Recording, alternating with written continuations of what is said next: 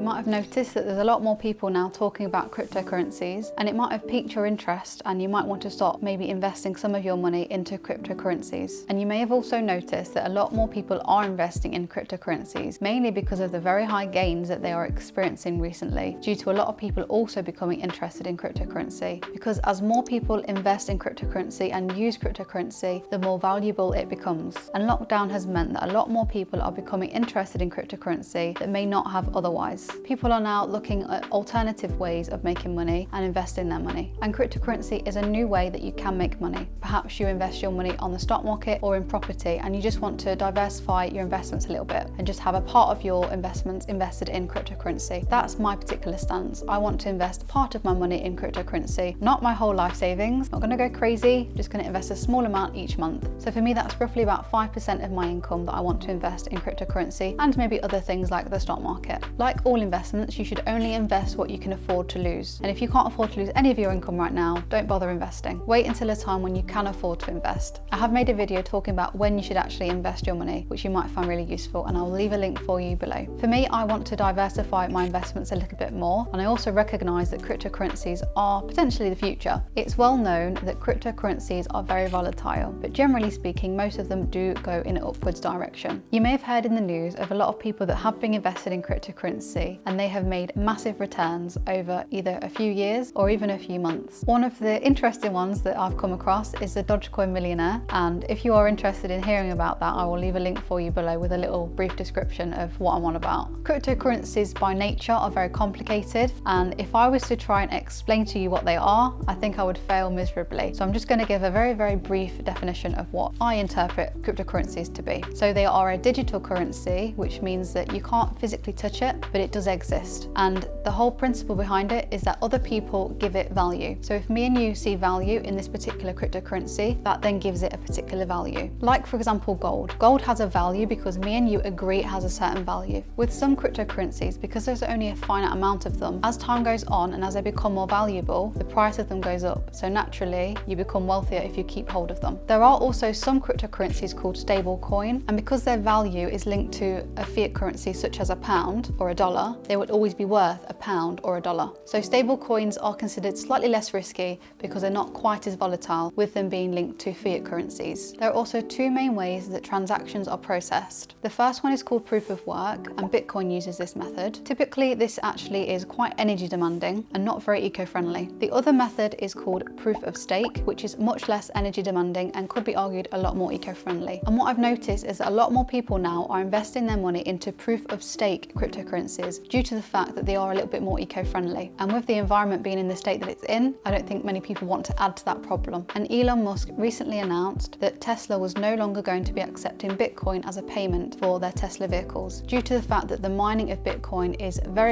energy demanding and not very eco-friendly. And with Tesla being electric vehicles that are trying to combat the environmental problem, it doesn't really make sense to accept a currency to pay for these vehicles that does more harm than good. Okay, that's enough of my terrible explanation of what cryptocurrency is. Please do your own research. I'm sure you'll be able to find a much better explanation than what I've come up with. I hope you have a wonderful day. Sending you peace and love. Goodbye.